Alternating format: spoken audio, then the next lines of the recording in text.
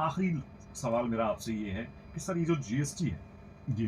वो किन लोगों पे और किस कंडीशन में लागू होता है? प्लीज़ थोड़ा-सा एक्सप्लेन कीजिए इसको। जी, जी, जी। बिल्कुल बताएँगे। देखिए जीएसटी एक तो आदमी अपने स्टेटस बनाने के लिए कि भई मैं बिज़नेस कर रहा हूँ, मुझे जीएसटी में रजिस्टर होना चाहिए, इसको बोलते हैं वॉलंटरी रजिस्ट्रेशन। जी। जीएसटी में 2 तरीके का रजिस्ट्रेशन होता है, एक अंडर कंपोज़िशन स्कीम हुँ, हुँ। और दूसरा अंडर रेगुलर स्कीम। हुँ, हुँ। कंपोज़िशन स्कीम में आप केवल सेम स्टेट में ही काम कर सकते हो। हुँ, हुँ। अगर आपको इंटर स्टेट बेचना है तो आपको रेगुलर स्कीम में आना चाहिए। जी। तो पहली कंडीशन हो गई if you want to sell interstate. Interstate का मतलब एक राज्य से दूसरे राज्य में बेचना चाहते हो तो आपको जीएसटी रजिस्ट्रेशन करवाना ही करवाना है, ओके। वो भी रेगुलर में। दूसरी, इवन तो अगर आप कंपोजिशन में भी हो और अगर आपने एक रेट से एक राज्य से दूसरे राज्य में बेच दिया जी। तो you will be converted into regular scheme from composition scheme. हुँ, हुँ। दूसरी चीज, आपने अगर आपका थ्रेशोल्ड, अगर आप सर्विस प्रोवाइडर हो हुँ, हुँ। और आपका साल का टर्नओवर 20 लाख रुपए या उससे ज्यादा हो रहा है हुँ, हुँ। तो आपको रजिस्ट्रेशन करवाना अनिवार्य है। हुँ, हुँ। अगर आप बिजनेसमैन हो, कोई वस्तु को बेचते हो, माल को बेचते हो, हुँ, हुँ। तो आपका 40 लाख टर्नओवर से ज्यादा हो गया जी। तो आपको, टर्नओवर का मतलब यहाँ पर सेल्स से है, आपकी इनकम से नहीं है। जी।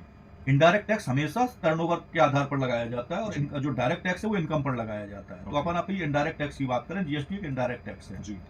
अप्रत्यक्ष कर है। जी। ये आपके टर्नओवर के आधार पर लगाया जाता है। तो आपका टर्नओवर दूसरा 40 लाख है हुँ, हुँ। थ्रेशोल्ड लिमिट बिजनेसमैन के लिए, और सर्विस प्रोवाइडर के लिए मतलब प्रोफेशनल के लिए 20 लाख है। ओके। इस 20 लाख को और 40 लाख को कुछ निश्चित जगहों पर, जैसे मान लीजिए पहाड़ी क्षेत्र हो गए, अरुणाचल प्रदेश हो गया आपका, उत्तराखंड हो गया आपका, हिमाचल प्रदेश हो गया, हुँ, हुँ। यहाँ पर बहुत परेशानी होती है मैन्युफैक्चरिंग करने में, रिसोर्सेज पहुंचाने में। हुँ, तो हुँ। यहाँ पर टैक्सेशन में या टर्नओवर में कुछ रिलैक्सेशन दिए गए हैं। हुँ, हुँ। तो अपन डिफरेंट चैप्टर में बात करेंगे, लंबा चैप्टर है, जी। बात को ज्यादा ना बढ़ाते हुए आपने जो क्वेश्चन किया है कि किन के ऊपर लागू होगा, जी। तो पहला उस व्यक्ति पर लागू होगा जो सर्विस प्रोवाइडर है, हुँ, हुँ। जिसका टर्नओवर 20 लाख से ज्यादा हो गया है, ओके।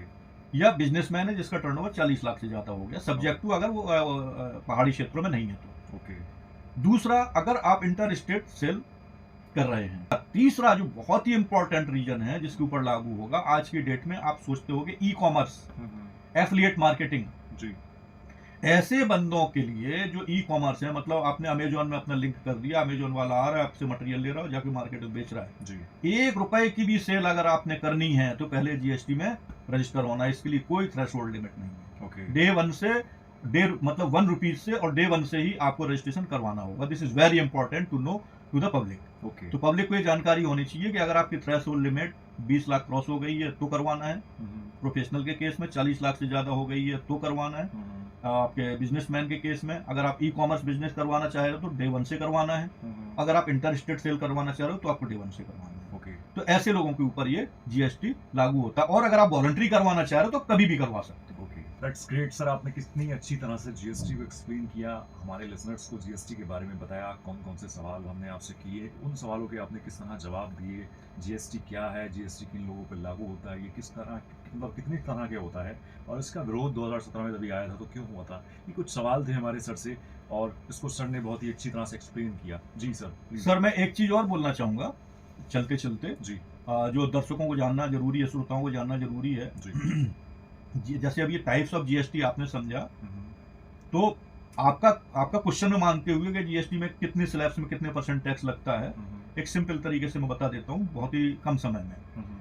जो एक तो 0% टैक्स होता है, जी, जी। कोई भी चीज अगर टैक्सेबल है जी, जी। तो 0% पर भी टैक्सेबल हो सकती है, ये नहीं है कि वो एग्जम्प्ट हो गई, जी। That is 0% taxable. हुँ, हुँ।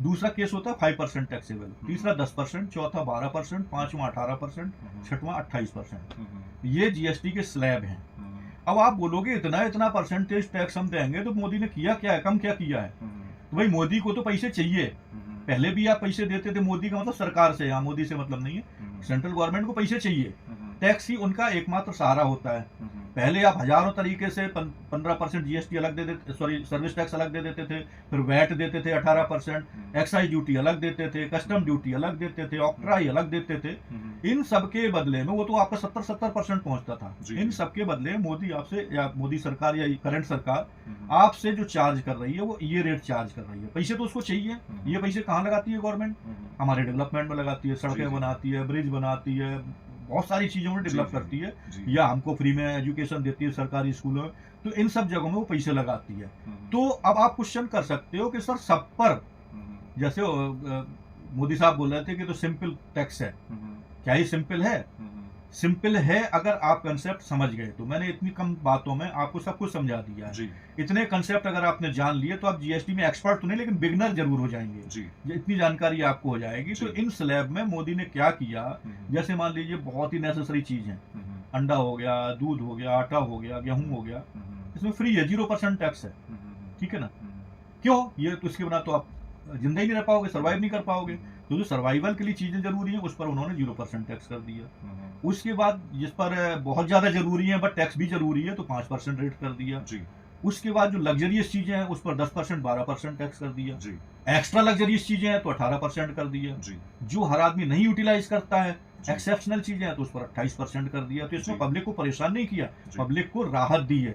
और साथ में जो पब्लिक टैक्स बचाने की और टैक्स चोरी करने की ओर भागती थी, जी अब टैक्स दे करके राष्ट्र का निर्माण भी कर रही है जी और साथ में ईमानदार टैक्स पेयर बने हुए हैं। जी और उतना बर्डन भी टैक्स का नहीं रहा। पहले 60-70% टैक्स में ही निकल जाता था, बंदा कमाते कमाते परेशान हो जाता था। जी जी एक चीज और, पहले क्या हो रहा था, अधिकतर आपने महसूस किया होगा कि गुजरात और महाराष्ट्र में सभी फैक्ट्रीज थी।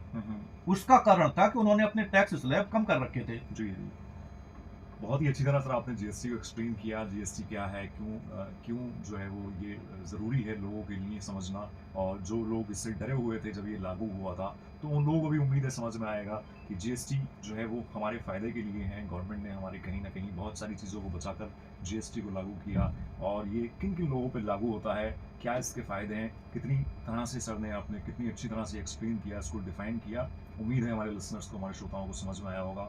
उम्मीद है अब से वो इस चीज़ का ख्याल रखेंगे, जीएसटी के बारे में सोचेंगे और उसको अपने ऊपर लागू करेंगे। ये थे हमारे साथ में सर राजकुमार सक्सेना सर, जो राज डिजिटल पार्क से हैं, जीएसटी सुविधा केंद्र के। तो हम रहेंगे आपके साथ में फिर से एक और अगले प्रोग्राम में, आएंगे एक और नए गेस्ट के साथ में, एक और नए टॉपिक के साथ में। तब तक आप सुनते रहिए 90.8 FM 24। Thank you.